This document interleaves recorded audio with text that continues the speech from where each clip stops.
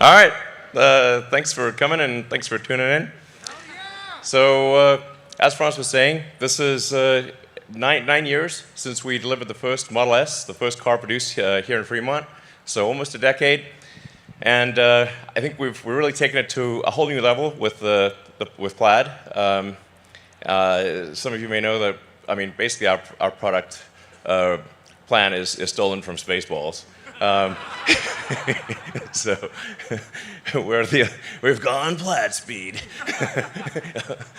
What we really wanted to achieve here is like, well, why make this really fast car that's crazy fast and everything? And I think there is something that's quite important to the future of sustainable energy, which is that we got to show that an electric car is the best car. Hands down, you know. So it's got to be clear. It's like, man, this is sustainable energy cars. It can be the fastest cars, can be the safest cars, can be the most kick-ass cars in every way. And that's why we did the Plaid. It's just to show hands down, this is the way to go. So, yes. Pressing slide. There we go. All right. So we've made huge improvements from the original car. Well, actually, who here, has anyone here, probably some have, bought the early Model S? Like the, yeah. All right. Well, thank you for your support. You can see the huge improvements we've made. So, and it started off with good performance, but now with Plaid, we've managed to break the 2-second barrier, if you will. No production car has ever done 0 to 60 in under 2 seconds. And this is a 4-door car, seats 5 adults, et cetera, et cetera. It's like, you know, this thing's moving. I mean, this is like what I call like limit of physics engineering. It's not relative engineering. It's like, what does physics say we can do? Because physics is the law and everything else is a recommendation. So, in addition to a crazy performance, it's also got a longer range. Even with the tri-motor high performance, it's got almost a 400-mile range. And in the dual motor configuration, it's got a 412-mile range. So, 420, give or take. So, that joke will never end. So, and we've also improved the supercharging speed, so you can get 187 miles of range in 15 minutes. So.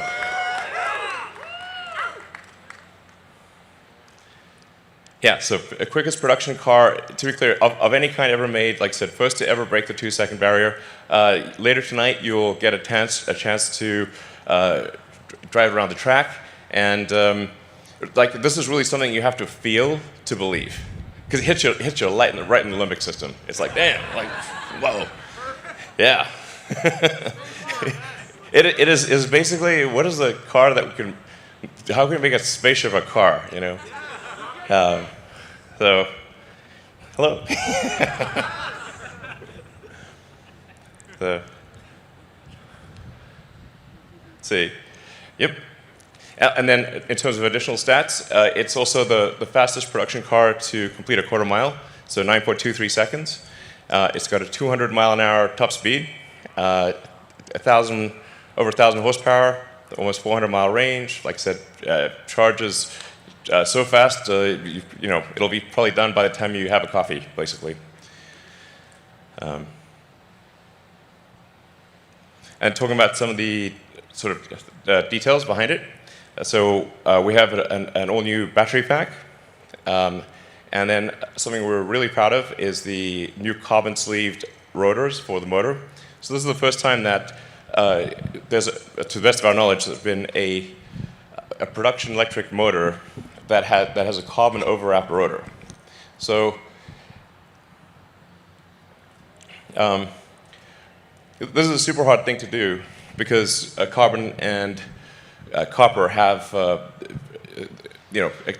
at very different rates of thermal expansion. So in order to do a carbon overwrapped rotor, you've got to wind it at extremely high tension. It's a very hard thing to do. We actually had to design the machine that makes the rotor. So no such machine existed before. It also means we can have the electromagnetic field be super efficient and have a tight gap even at super high RPM. And it's single speed from 0 to 200 miles an hour. So it's just, the RPM is so crazy that just the centrifugal force wants to expand the rotor. So the carbon overwrap actually holds the rotor, basically holds the rotor together. It's like madness. So, yeah. So let's see. In fact, we're going to show you the motor. In fact, you might have had a chance to see the drive unit. And we can go closer.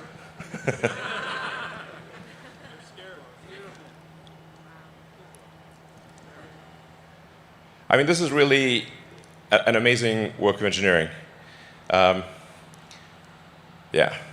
There's just never been an electric motor like this. I mean, you can pick this motor up with your hands, and it can accelerate a 2-ton car to 60 miles an hour in 2 seconds.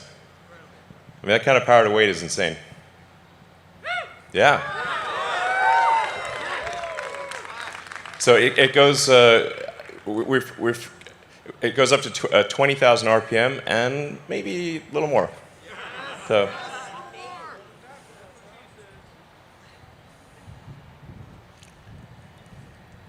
Yeah, I was just saying, close look at it. So, let's see. Okay, let's switch back to the slides, I think.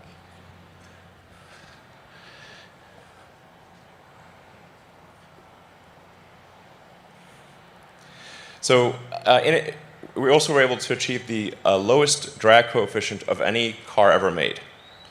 So, yeah. So really, I think Tesla engineering has outdone itself here. This is a car that looks good, but also gets an incredible drag coefficient. And this is the true drag coefficient of the car, including with wheels in motion. Sometimes you'll hear drag coefficients quoted, but that'll be without the wheels moving. And the wheels cause sort of air churn and incremental drag. And this is the actual drag coefficient of the car. So it's to have a good-looking sports car, have that low drag coefficient is really tough. So. We also have the latest and greatest in heat pump, which is basically the HVAC system for the car. It's 30% better cold weather range and requires 50% less energy for cabin heating in freezing conditions. Yeah, so you'll see very little degradation in cold weather. And the radiator is twice as big for heat rejection. So you'll be able to actually do back-to-back 0 to 60s, go on the track, just haul ass, and as you'll see tonight, this car is just going to do over and over again, and it doesn't get winded. I think we've got to take this back to maybe the Nürburgring. See what happens. And then, of course, when we first delivered the Model S, there were no superchargers anywhere in the world. So back in 2012, no superchargers anywhere. Now there are 25,000 superchargers all around the world. So, we opened 30 just in the last week. And we're just going to keep going so that you can basically travel anywhere you want with peace of mind, super easy. Keep increasing the power of the superchargers. We're 250 kilowatts. Obviously, that we'll start going to 280, 300, 350. Yeah. So. And then it's also engineered for maximum safety as well. So In fact, this is designed to be our aspiration for this car. It still has to be tested by the US government, but we think we can get the lowest probability of injury of any car ever tested. So, in fact, these are the actual NHTSA probability of injuries numbers. All top 5 cars with the lowest probability of injuries ever tested, all 5 are Teslas. So I mean, with the Plaid Model S, what you have is a car that is faster quicker than any sports car, and like faster than any Porsche, safer than any Volvo, in the same car. That's insane. It's like, you know, yeah. So, and then the design, we've obviously made a lot of refinements to the exterior, and then we've completely redone the interior. So I think once you drive the new Model S, it really feels like you're driving the future. And other cars are going to, especially like non-Tesla cars, are going to feel very last century.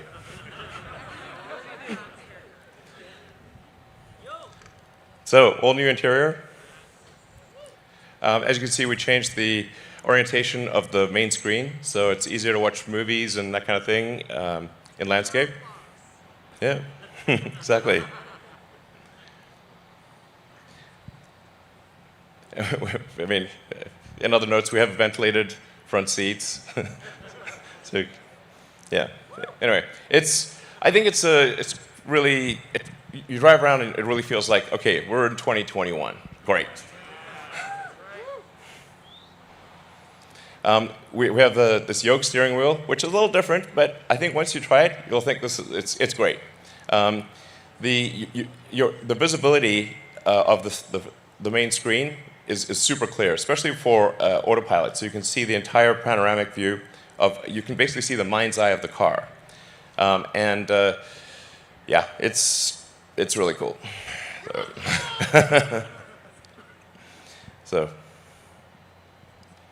And then we've gotten rid of the stalks. So, I think generally all input is error. So we want, if you have to do something that the car could have done already, that should be taken care of. The software should just do it. So you can actually just literally walk up to the car, it senses that you're approaching, unlocks the car based on your phone. It just basically pairs with your phone, knows that you're coming to the car, opens the door, extends the handle, you sit down, and you just drive. You don't have to press the drive or anything like that. The car knows you want to drive. It figures like, yeah, good guess, you know. So, and then it's using the autopilot system to know where the obstacles are. So obviously, if there's something in front of you, you want to go backwards, and if there's something in back of you, you want to go front, most likely. And then it will adapt to your to your needs. So if it sees that you're always doing this, you're changing to reverse or forward in particular situations, it'll try to remember that and geocode it to that location. So then you won't have to do it in the future. It will just keep minimizing the amount of input that you need to do until the car just reads your mind. So it's gonna be great. Yeah. So we've redesigned the interior. We've moved the interior so that the front IP is actually slimmer and thinner. So we were able to move the front seats forward, giving more room to the back seat, and we reclined the back seat more and reduced the interior trim. So basically, the current Model S, the back seat is not amazing, but the new one, it's actually a legit back seat. I'd say it's like it's good. So you can. I think it's quite a comfortable back seat, and you've got also a rear screen, and you can control everything from the back. Yeah. So it's got dual inductive chargers for your phones in the back and dual inductive in the front. And it's a 36-watt power supply, so you can actually charge like your, laptop or anything. Basically, it's a 36-watt USB-C. Yeah. It can also pair with multiple Bluetooth devices simultaneously. So multiple people could be controlling music, or somebody could be playing a video game. So you can do multiple wireless things simultaneously.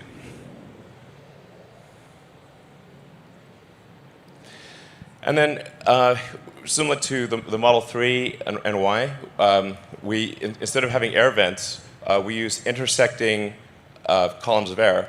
And we just vary the speed of the air. So you don't have to. There's no vents that you can see, and you can just touch the screen and move the screen around, and it'll just move the air wherever you want it. And the air is much more diffuse. It just feels like an invisible air conditioning system. It's great. And it's a tri-zone, so there's a zone for the rear, and a front and left front, right front zone. And then the 17-inch touchscreen it feels like a movie theater. The sound is incredible. Yeah, so you can really, it's like a home theater experience. So if you're sitting somewhere waiting, or for whatever reason, or at a supercharger, you can just catch up on your favorite Netflix show, or iTunes, or whatever the case may be, YouTube. And of course, you can also play video games. And the same thing for the rear. So you can it basically the system feeds all three screens, and so you can do things the front, rear. It's great. We have an all-new sound system designed by Tesla Audio, and we have acoustic glass throughout the car, so the car is very quiet when going down the highway. Even at very high speeds, like you're doing 100 miles an hour, it's still quiet. This is a Tesla-designed codec, so it will keep uploading improved versions of the sound system. It's completely software-defined, so we'll keep tweaking it and dynamically adjusting to whether you're using streaming, or whether it's coming via Bluetooth from your phone, or different streaming services. It'll actually, and if the data rate changes, it'll adapt that. So basically, it always sounds good. And that's just going to get better. So, yeah. And then we've got an all-new UI.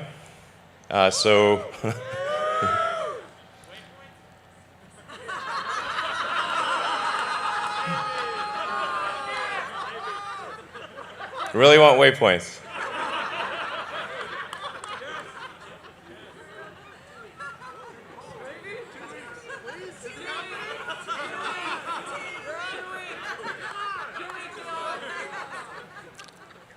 Okay, does everybody here want waypoints? All right, fine, we'll do waypoints. God damn it. All right. 2 weeks. All right, we'll do waypoints, fine. But obviously, it also interfaces with your calendar. So if you just, basically, if you just get in the car and you just sort of swipe down from Navigate, you don't have to enter anything, just swipe down. The car will automatically figure out if you want to go to home, work, or what's on your calendar. So it'll default to calendar priority. And obviously, if you're at home and it's kind of a weekday or whatever, it assumes you're going to go to work. So you just swipe down, it automatically navigates to work, and checks traffic and gives you an optimal route. So it's just like a nice little easy thing. And you can actually set it to automatically generate the most probable route. So you just get in, and it's going to guess what route you want, and you don't have to press anything. Yeah. So anyway, the UI is basically easy to move around, expand, contract, shift music to the left, to the right, and we're going to keep improving it. So it basically feels like a modern tablet or phone. And then it's not PS4, it's PS5. So I think there's never been a car that has state-of-the-art computing technology, state-of-the-art infotainment, where this is literally at the level of a PlayStation 5. So, yeah, I mean, if you think about the future where the car is often in autopilot or full self-driving mode, then entertainment is going to become increasingly important. So you're going to want to watch movies, play games, use the internet, just little things you want to do if you're not driving. And this is actual PlayStation 5 level performance. So we're going to try to do a gaming demo.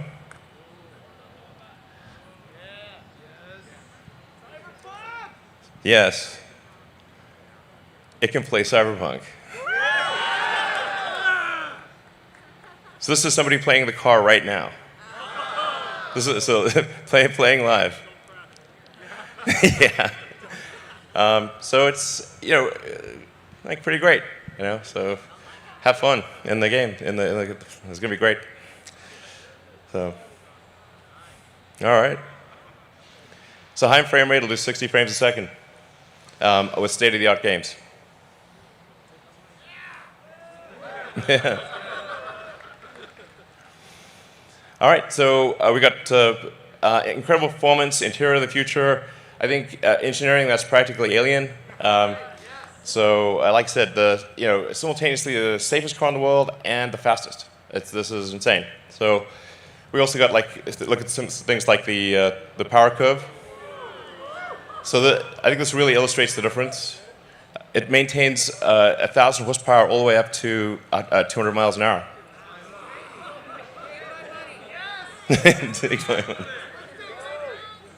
This car crushes. All right. So, yes. All right, and deliveries begin now. So we're in production. We're going to deliver the first 25 cars now, and then basically should be at several hundred cars per week soon, and 1,000 cars a week probably next quarter. So please enjoy. We put a lot of work into this. I'd like to thank the incredible work of the Tesla engineering and production teams. So